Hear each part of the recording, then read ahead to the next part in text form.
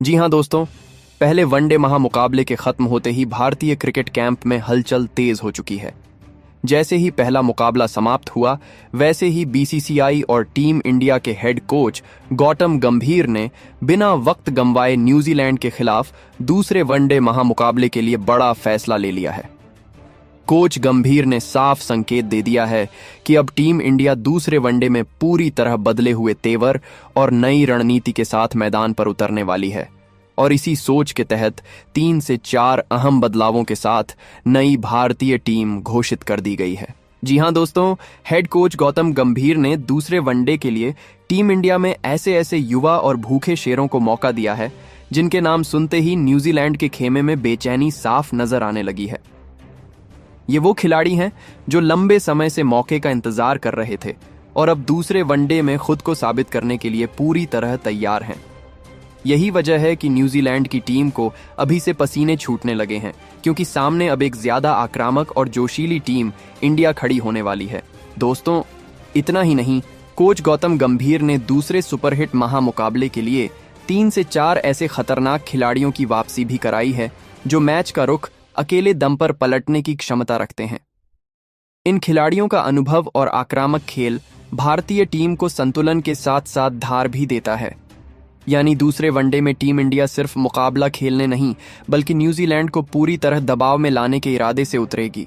और दोस्तों, उससे पहले एक छोटी सी बात, अगर आप भी विराट कोहली और रोहित शर्मा को भारतीय क्रिकेट का गौरव मानते हैं और टीम इंडिया से जुड़ी हर बड़ी खबर सबसे पहले पाना चाहते हैं, तो वीडियो को लाइक करना और चैनल को सब्सक्राइब करना बिल्कुल न भूलें, क्योंकि क्रिकेट से जुड़ी हर तेज, सटीक और बड़ी अपडेट सबसे पहले इसी चैनल पर आप तक पहुंचाई जाती है। तो दोस्तों, 14 जनवरी 2026 को टीम इंडिया न्यूजीलैंड के खिलाफ 3 मैचों की वनडे सीरीज का दूसरा महामुकाबला खेलने जा रही है। इस मुकाबले के लिए भारतीय टीम की नई प्लेइंग 11 का ऐलान कर दिया गया है, जिसमें साफ तौर पर कोच गौतम गंभीर की सोच और आक्रामक रणनीति नजर आती है। पहला मैच चाहे जैसा भी रहा हो, लेकिन दूसरे वनडे में टीम इंडिया पूरी तैयारी के साथ उतरने वाली है। भारत और न्यूजीलैंड के बीच वनडे सीरीज का यह दूसरा सुपरहिट महामुकाबला निरंजन शाह स्टेडियम में 14 जनवरी को खेला जाएगा। यह मैदान बल्लेबाजों के लिए जाना जाता है, लेकिन यहां वही टीम जीतती है जो हालात के हिसाब से सही कॉम्बिनेशन के साथ उतरती है। और यही वजह है कि कोच गंभीर ने प्लेइंग 11 में बड़ा फेरबदल किया है। जी हां दोस्तों, न्यूजीलैंड के खिलाफ घोषित की गई इस भारतीय प्लेइंग 11 में उन सभी दाकड़ और जोशीले युवा खिलाड़ियों को मौका दिया गया है जो लंबे समय बाद वनडे फॉर्मेट में वापसी कर रहे हैं। इन खिलाड़ियों के अंदर जोश भी है, जुनून भी है और खुद को साबित करने की भूख भी। ऐसे में टीम इंडिया का इरादा साफ है, दूसरे वनडे में शुरुआत से ही मैच पर पकड़ बनाना। इसके साथ ही दोस्तों, पहले वनडे में खराब प्रदर्शन करने वाले 3 से 4 खिलाड़ियों को साफ तौर पर टीम से बाहर कर दिया गया है। कोच गौतम गंभीर ने यहां कोई नरमी नहीं दिखाई और जिन खिलाड़ियों ने उम्मीद के मुताबिक प्रदर्शन नहीं किया, उन्हें सीधे बाहर का रास्ता दिखा दिया गया। उनकी जगह अब नई प्लेइंग 11 में ऐसे खिलाड़ी शामिल किए गए हैं जो फील्डिंग, बल्लेबाजी और गेंदबाजी तीनों विभागों में टीम को मजबूती देते हैं। दोस्तों, यह पूरा फैसला कोच गौतम गंभीर और टीम मैनेजमेंट की लंबी और गंभीर मीटिंग के बाद लिया गया है। इस मीटिंग में पहले वनडे की हर छोटी बड़ी गलती का विश्लेषण किया गया और उसके बाद यह तय किया गया कि दूसरे वनडे में किस खिलाड़ी को मौका देना है और किसे बाहर बैठाना है। यानी यह टीम पूरी तरह सोच समझकर और रणनीति के तहत बनाई गई है। साथ ही दोस्तों, इस वीडियो में आगे हम आपको यह भी बताएंगे कि भारत और न्यूजीलैंड के बीच दूसरा वनडे महामुकाबला किस दिन खेला जाएगा, कितने बजे शुरू होगा और आप इस मुकाबले को अपने टीवी और मोबाइल पर किस चैनल पर लाइव देख सकते हैं। अगर आप फ्री में मैच देखना चाहते हैं तो उसका तरीका भी हम आपको बताएंगे। यानी दूसरे वनडे से जुड़ी ए से ज़ेड पूरी जानकारी आपको इसी वीडियो में मिलने वाली है, इसलिए वीडियो को अंत तक जरूर देखिएगा। और दोस्तों, आखिर में एक छोटी सी रिक्वेस्ट, अगर आप इस चैनल पर पहली बार आए हैं तो वीडियो को लाइक जरूर करें, चैनल को सब्सक्राइब करें और कमेंट बॉक्स में भारत माता की जय जरूर लिखें। आपका यही सपोर्ट हमें और भी दमदार क्रिकेट कंटेंट लाने की ताकत देता है। तो दोस्तों, सबसे पहले आप सभी को साफ साफ बता दें कि भारत और न्यूजीलैंड के बीच 3 मैचों की वनडे सीरीज का दूसरा और सबसे रोमांचक महामुकाबला बुधवार 14 जनवरी 2026 को खेला जाएगा। ये वही मुकाबला है जो पूरी सीरीज की दिशा तय कर सकता है, क्योंकि यहां से ही दोनों टीमों की रणनीति पूरी तरह खुलकर सामने आने वाली है। इस दूसरे वनडे महामुकाबले का समय भारतीय समय अनुसार दोपहर 1:30 बजे तय किया गया है, जबकि मुकाबले के लिए टॉस ठीक उससे आधा घंटा पहले यानी दोपहर 1:15 बजे होगा। ऐसे में शुरुआती आधे घंटे में ही माहौल पूरी तरह गर्मा जाने वाला है। वहीं दोस्तों, यह दूसरा वनडे मुकाबला भारत के बेहद खूबसूरत और बल्लेबाजों के लिए मशहूर मैदान निरंजन शाह स्टेडियम में खेला जाएगा। राजकोट की यह पिच हमेशा से हाई स्कोरिंग मुकाबलों के लिए जानी जाती है, जहां एक बार सेट होने के बाद बल्लेबाज रन बरसाते नजर आते हैं। यही वजह है कि यहां खेले जाने वाला यह मुकाबला पहले वनडे से भी ज्यादा खतरनाक और रोमांचक होने की पूरी उम्मीद है। अब दोस्तों, बात कर लेते हैं लाइव स्ट्रीमिंग और टेलीकास्ट की, ताकि आप इस महामुकाबले का एक भी पल मिस न करें। भारत और न्यूजीलैंड के बीच खेले जाने वाले इस दूसरे वनडे को आप अपने टीवी की स्क्रीन पर स्टार स्पोर्ट्स नेटवर्क पर लाइव देख सकते हैं। यहां आपको हिंदी, इंग्लिश, तमिल, तेलुगु समेत कई अन्य भारतीय भाषाओं में कमेंट्री सुनने को मिलेगी, जिससे हर दर्शक अपने पसंदीदा अंदाज में मैच का मजा ले सकेगा।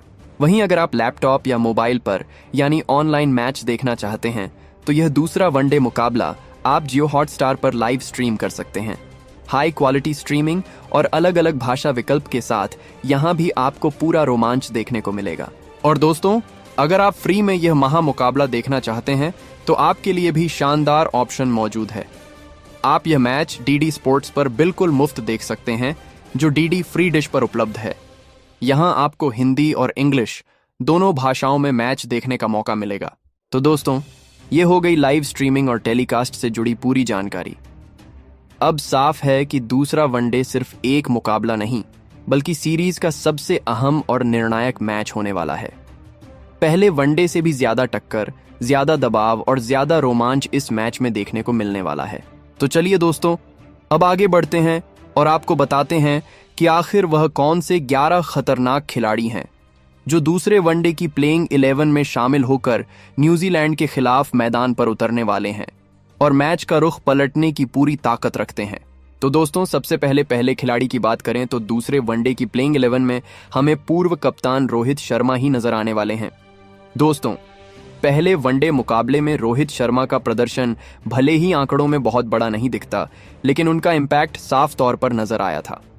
उन्होंने 29 गेंदों में 26 रन बनाए थे, जिसमें 2 छक्के और 3 चौके शामिल थे। यानी रन ज्यादा नहीं बने, लेकिन पावर प्ले में जिस तरह की आक्रामक शुरुआत की जरूरत होती है, वह काम रोहित शर्मा ने पूरी ईमानदारी से किया था। दोस्तों, वनडे क्रिकेट में रोहित शर्मा का रोल सिर्फ रन बनाना नहीं होता, बल्कि शुरुआत में गेंदबाजों पर दबाव बनाना भी होता है। पहले वनडे में उन्होंने यही कोशिश की थी, लेकिन एक गलत शॉट चयन की वजह से वह अपनी पारी को बड़ा स्कोर नहीं बना पाए। यही वो छोटी सी गलती थी जिसने उन्हें जल्दी पवेलियन भेज दिया। अगर वह उस समय थोड़ा और संयम दिखाते तो शायद नतीजा कुछ और हो सकता था। उम्मीद करते हैं कि पहले वनडे में जो गलती रोहित शर्मा से हुई थी, वह उसे दूसरे वनडे में दोहराएंगे नहीं, बल्कि अपने बल्ले से एक बड़ी और मैच विनिंग पारी खेलकर भारतीय टीम को जीत दिलाने में अहम भूमिका निभाएंगे। इसके बाद दूसरे खिलाड़ी की बात करें तो न्यूजीलैंड के खिलाफ दूसरे वनडे मुकाबले में हमें दूसरे ओपनर के रूप में शुभमन गिल ही नजर आने वाले हैं। दोस्तों, पहले वनडे में शुभमन गिल की शुरुआत वैसी नहीं रही जैसी उनसे उम्मीद की जाती है। पावर प्ले के दौरान उन्होंने काफी संभल कर बल्लेबाजी की और 24 गेंदों में सिर्फ 11 रन ही बना पाए, जिसमें महज 1 चौका शामिल था। इस वजह से उनका स्ट्राइक रेट भी काफी नीचे चला गया और टीम को शुरुआत में वह रफ्तार नहीं मिल पाई जो वनडे क्रिकेट में बेहद जरूरी मानी जाती है। दोस्तों, शुभमन गिल की काबिलियत पर कोई सवाल नहीं है। उनकी टाइमिंग, क्लास और शॉट सिलेक्शन उन्हें एक खास बल्लेबाज बनाता है, लेकिन पावर प्ले में थोड़ी ज्यादा सकारात्मक सोच और इंटेंट दिखाना अब उनके लिए जरूरी हो गया है। रोहित शर्मा जैसे आक्रामक ओपनर के साथ बल्लेबाजी करते हुए गिल को भी जिम्मेदारी लेनी होगी, ताकि दोनों मिलकर टीम को तेज शुरुआत दिला सकें। अब दूसरे वनडे में गिल के पास अपनी इस गलती को सुधारने का बेहतरीन मौका है। अगर वह शुरुआत से ही थोड़ा खुलकर खेलते हैं, फील्डिंग सर्कल का सही इस्तेमाल करते हैं और सिंगल डबल के साथ बाउंड्री भी निकालते हैं, तो उनकी पारी काफी असरदार हो सकती है। उम्मीद करते हैं कि शुभमन गिल दूसरे वनडे में पावर प्ले का सही इस्तेमाल करेंगे, पहले मैच की कमी को दूर करेंगे और एक ठोस और प्रभावशाली पारी खेलकर भारतीय टीम को मजबूत शुरुआत दिलाने में अहम भूमिका निभाएंगे। इसके बाद नंबर 3 की बात करें तो यहां पर दूसरे वनडे के लिए हमें एक बार फिर भारतीय टीम के भरोसेमंद और वनडे फॉर्मेट के दिग्गज बल्लेबाज विराट कोहली नजर आने वाले हैं। दोस्तों, पहले वनडे में विराट कोहली ने जिस तरह से अपनी पारी की शुरुआत की थी, वही देखकर यह साफ हो गया था कि वह पूरी तरह लय में है। पारी की शुरुआत करते ही उन्होंने गेंद के अंदर आते ही 2 गगनचुंबी और बेहद खूबसूरत चौके लगाए, जो सीधे यह संकेत दे रहे थे कि विराट आज बड़े इरादे के साथ मैदान में उतरे हैं। अब दूसरे वनडे में विराट कोहली से उम्मीदें और भी बढ़ जाती हैं। टीम इंडिया चाहेगी कि वह पहले मैच की अच्छी शुरुआत को और आगे ले जाएं और इस बार उसे शतक में तब्दील करें। अगर विराट एक बार 70-80 के पार निकल जाते हैं तो फिर विपक्षी टीम के लिए मैच में वापसी करना बेहद मुश्किल हो जाता है। उम्मीद करते हैं कि विराट कोहली दूसरे वनडे में पहले मुकाबले से भी ज्यादा बेहतरीन प्रदर्शन करेंगे, अपने फॉर्म को जारी रखेंगे और इस बार शानदार शतक ठोककर ही पवेलियन लौटेंगे, ताकि भारतीय टीम इस मुकाबले में मजबूत स्थिति बना सके। इसके बाद नंबर 4 की बात करें तो यहां पर हमें दूसरे वनडे की प्लेइंग 11 में उपकप्तान श्रेयस अय्यर ही शामिल होते हुए नजर आ रहे हैं। दोस्तों, पहले वनडे में श्रेयस अय्यर ने यह साफ दिखा दिया था कि वह चोट से पूरी तरह उबर चुके हैं और इस सीरीज के लिए 100% तैयार होकर मैदान में उतरे हैं। सबसे पहले अगर फील्डिंग की बात करें तो जब भारतीय टीम गेंदबाजी कर रही थी, उस समय अय्यर ने जबरदस्त चुस्ती दिखाते हुए एक बेहद मुश्किल रनआउट किया था। वह रनआउट सिर्फ एक विकेट नहीं था, बल्कि मैच का मोमेंटम भारत की तरफ मोड़ने वाला पल भी साबित हुआ। ऐसे मौके बताते हैं कि अय्यर सिर्फ बल्ले से ही नहीं, बल्कि फील्डिंग से भी टीम के लिए कितना अहम योगदान दे सकते हैं। दोस्तों, नंबर 4 की पोजीशन वनडे क्रिकेट में बेहद अहम होती है।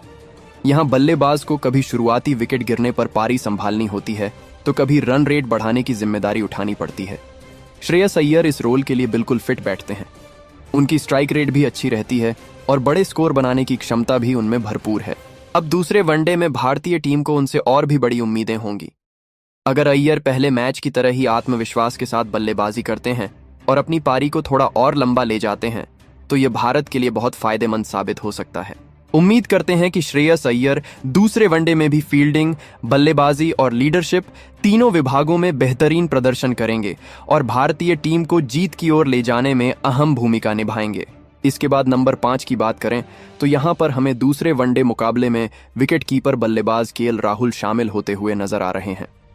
दोस्तों, पहले वनडे में केएल राहुल ने यह साबित कर दिया था कि वह सिर्फ बल्लेबाजी से ही नहीं, बल्कि विकेट कीपिंग से भी भारतीय टीम के लिए कितना बड़ा एसेट है। इससे भारतीय टीम को जल्दी जल्दी अहम सफलताएं मिलीं और न्यूजीलैंड के बल्लेबाजों पर दबाव बन गया। इसके अलावा डीआरएस लेने में भी राहुल की भूमिका काफी अहम रही। इसके बाद जब बल्लेबाजी की बारी आई तो भारतीय टीम को जीत के लिए ज्यादा रन की जरूरत नहीं थी, लेकिन इसके बावजूद केएल राहुल ने किसी भी तरह की लापरवाही नहीं दिखाई। उन्होंने शुरुआत से ही सकारात्मक इरादे दिखाए और सिर्फ 10 गेंदों में 18 रन बना दिए। इस दौरान उन्होंने कुछ शानदार शॉट्स खेले, जिसमें 2 खूबसूरत चौके भी शामिल थे। उनकी बल्लेबाजी में आत्मविश्वास और कंट्रोल साफ नजर आ रहा था। दोस्तों, वनडे फॉर्मेट में नंबर 5 की पोजीशन काफी अहम मानी जाती है। यहाँ खिलाड़ी को कभी मैच को फिनिश करना होता है, तो कभी विकेट गिरने की स्थिति में पारी को संभालना पड़ता है।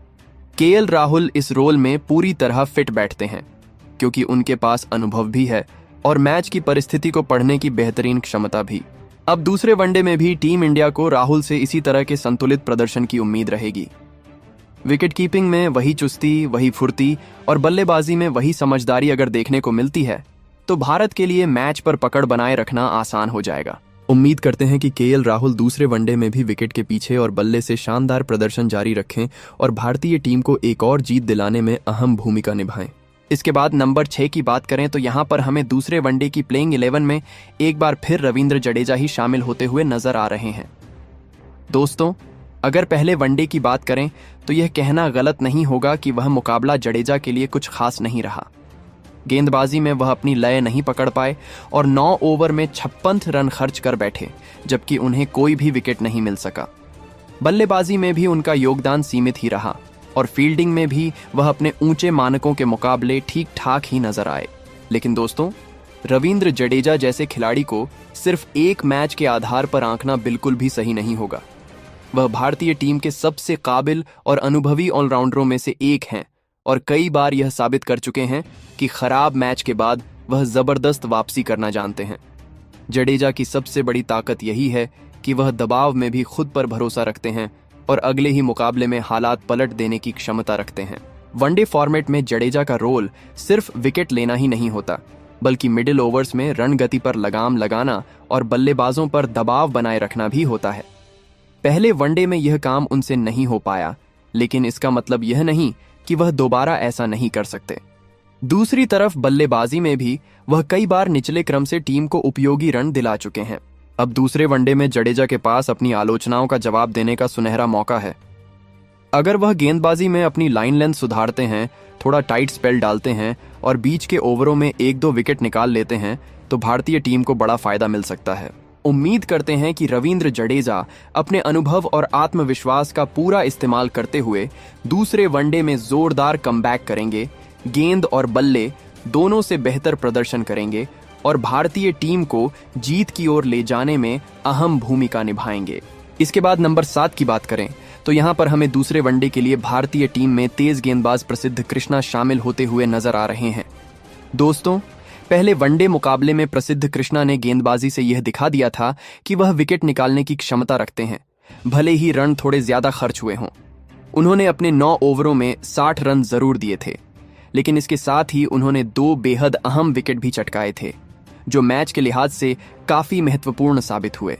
अगर उस स्पेल को ध्यान से देखें तो यह साफ समझ आता है कि प्रसिद्ध कृष्णा का रोल सिर्फ रन रोकना नहीं, बल्कि ब्रेक थ्रू दिलाना था। उन्होंने सही मौके पर भारतीय टीम को विकेट दिलाए, जिससे न्यूजीलैंड की पारी की रफ्तार पर लगाम लगी। हां, यह जरूर माना जा सकता है कि कुछ ओवरों में उनकी लाइन लेंथ थोड़ी भटकी, जिसकी वजह से रन ज्यादा चले गए, लेकिन विकेट लेना वनडे क्रिकेट में हमेशा प्राथमिकता होती है और उस काम में उन्होंने निराश नहीं किया। दोस्तों, प्रसिद्ध कृष्णा की सबसे बड़ी ताकत है उनकी एक्स्ट्रा बाउंस और हार्ड लेंथ। बड़े कद की वजह से उनकी गेंद बल्लेबाजों को चौंका देती है, खासकर जब वह बैक ऑफ लेंथ पर गेंद डालते हैं। यही कारण है कि कप्तान उन्हें मिडिल ओवर्स में भी इस्तेमाल करते हैं, ताकि विकेट निकाले जा सकें और पार्टनरशिप तोड़ी जा सके। दूसरे वनडे में उनसे यही उम्मीद रहेगी कि वह पहले मुकाबले की तरह विकेट निकालते रहें, लेकिन साथ ही रन खर्च करने पर भी थोड़ा कंट्रोल रखें। अगर वह अपनी लाइन को थोड़ा टाइट कर लेते हैं और फालतू बाउंड्री से बचते हैं, तो उनका स्पेल भारतीय टीम के लिए और भी ज्यादा असरदार हो सकता है। टीम मैनेजमेंट ने उन्हें दूसरे वनडे में भी मौका दिया है, जो यह दिखाता है कि कप्तान और कोच का उन पर पूरा भरोसा है। अगर प्रसिद्ध कृष्णा इस भरोसे पर खरे उतरते हैं, तो वह इस सीरीज में भारतीय गेंदबाजी आक्रमण का एक अहम हिस्सा बन सकते हैं। उम्मीद करते हैं कि प्रसिद्ध कृष्णा दूसरे वनडे में और बेहतर नियंत्रण के साथ गेंदबाजी करेंगे, अहम समय पर विकेट निकालेंगे और भारतीय टीम को एक और जीत दिलाने में अहम भूमिका निभाएंगे। इसके बाद नंबर 8 की बात करें तो यहाँ पर हमें दूसरे वनडे के लिए भारतीय टीम में बेहतरीन तेज गेंदबाज मोहम्मद सिराज नजर आने वाले हैं। दोस्तों, पहले वनडे मुकाबले में मोहम्मद सिराज की गेंदबाजी भारतीय टीम के लिए काफी अहम साबित हुई थी। उन्होंने नई गेंद से शानदार शुरुआत दिलाई और पावर प्ले में न्यूजीलैंड के बल्लेबाजों को खुलकर खेलने का मौका बिल्कुल नहीं दिया। अगर उनके पहले वनडे के स्पेल की बात करें तो पावर प्ले के दौरान उन्होंने बेहद टाइट लाइन और लेंथ के साथ गेंदबाजी की और सिर्फ 15 रन खर्च किए। इतना ही नहीं, इसी दौरान उन्होंने 2 बड़ी विकेट निकालकर भारतीय टीम को मजबूत स्थिति में ला दिया था। नई गेंद से स्विंग और सीम मूवमेंट का जिस तरह से उन्होंने इस्तेमाल किया, उसे साफ पता चलता है कि वह इस समय बेहतरीन लय में है। इसके बाद मिडिल ओवर्स और डेथ ओवर्स में भी सिराज ने अपनी जिम्मेदारी बखूबी निभाई। उन्होंने सिर्फ नई गेंद तक खुद को सीमित नहीं रखा, बल्कि जब टीम को दोबारा ब्रेक थ्रू की जरूरत पड़ी, तब भी कप्तान का भरोसा उन पर ही रहा। मिडिल ऑर्डर में भी उन्होंने विकेट निकालकर रन गति पर लगाम लगाई और डेथ ओवर्स में सही यॉर्कर और स्लोअर बॉल से बल्लेबाजों को परेशान किया। कुल मिलाकर उनके स्पेल ने न्यूजीलैंड की पारी की कमर तोड़ने में बड़ी भूमिका निभाई। दोस्तों, वनडे फॉर्मेट में मोहम्मद सिराज की सबसे बड़ी ताकत यही है कि वह मैच के हर फेज में असर डाल सकते हैं, चाहे वह पावर प्ले हो, मिडिल ओवर्स हो या फिर आखिरी के डेथ ओवर्स। यही वजह है कि टीम मैनेजमेंट ने दूसरे वनडे के लिए भी बिना किसी सोच विचार के उन्हें प्लेइंग 11 में शामिल किया है। अब दूसरे वनडे में भारतीय टीम को एक बार फिर सिराज से इसी तरह की आक्रामक और अनुशासित गेंदबाजी की उम्मीद होगी। अगर वह पहले मैच की तरह ही शुरुआत में विकेट निकालते हैं और अंत तक दबाव बनाए रखते हैं तो न्यूजीलैंड के लिए बड़ा स्कोर बनाना बेहद मुश्किल हो जाएगा। उम्मीद करते हैं कि मोहम्मद सिराज दूसरे वनडे में भी अपने शानदार फॉर्म को जारी रखें, अहम मौकों पर विकेट निकालें और भारतीय टीम को सीरीज में बढ़त दिलाने में निर्णायक भूमिका निभाएं। इसके बाद नंबर 9 की बात करें तो यहाँ पर हमें दूसरे वनडे के लिए एक और युवा और दमदार तेज गेंदबाज हर्षित राणा नजर आने वाले हैं। दोस्तों, पहले वनडे मुकाबले में हर्षित राणा ने यह साबित कर दिया था कि वह सिर्फ भविष्य के खिलाड़ी नहीं हैं, बल्कि मौजूदा समय में भी टीम के लिए मैच का रुख पलटने की क्षमता रखते हैं। पहले वनडे की शुरुआत भारतीय टीम के लिए कुछ खास अच्छी नहीं रही थी। न्यूजीलैंड की टीम ने बिना ज्यादा नुकसान के 100 से ज्यादा रन बना लिए थे और भारत को एक भी विकेट नहीं मिल रहा था। ऐसे समय में कप्तान ने जब हर्षित राणा को गेंद सौंपी तो उन्होंने आते ही मैच में जान डाल दी। हर्षित ने बैक टू बैक 2 विकेट निकालकर न सिर्फ न्यूजीलैंड की रन गति पर ब्रेक लगाया बल्कि भारतीय टीम का जबरदस्त कमबैक भी करवाया। दोस्तों, यही खासियत हर्षित राणा को बाकी युवा गेंदबाजों से अलग बनाती है। वह दबाव से डरते नहीं हैं, बल्कि ऐसे हालात में और ज्यादा धार के साथ गेंदबाजी करते हैं। उनकी हार्ड लेंथ, अच्छी गति और उछाल बल्लेबाजों को परेशानी में डाल देती है, खासकर मिडिल ओवर्स में जब बल्लेबाज रन बनाने की कोशिश में थोड़ा रिस्क लेते हैं। हर्षित राणा मिडिल ऑर्डर के लिए एक बेहद असरदार गेंदबाज साबित हो रहे हैं। वह नई गेंद के अलावा बीच के ओवरों में भी विकेट निकाल सकते हैं, जो वनडे क्रिकेट में किसी भी टीम के लिए बहुत बड़ी ताकत होती है। पहले वनडे में उनके द्वारा लिया गया स्पेल सिर्फ विकेटों के लिए नहीं, बल्कि टीम के आत्मविश्वास को वापस लाने के लिए भी बहुत अहम था। इसी प्रदर्शन को देखते हुए टीम मैनेजमेंट ने उन्हें दूसरे वनडे की प्लेइंग 11 में भी बरकरार रखा है। इसके बाद नंबर 10 और 11 के अंतिम खिलाड़ी हमें वाशिंगटन सुंदर और कुलदीप यादव नजर आने वाले हैं। दोस्तों, कुछ इस प्रकार की है प्लेइंग 11 दूसरे वनडे के लिए न्यूजीलैंड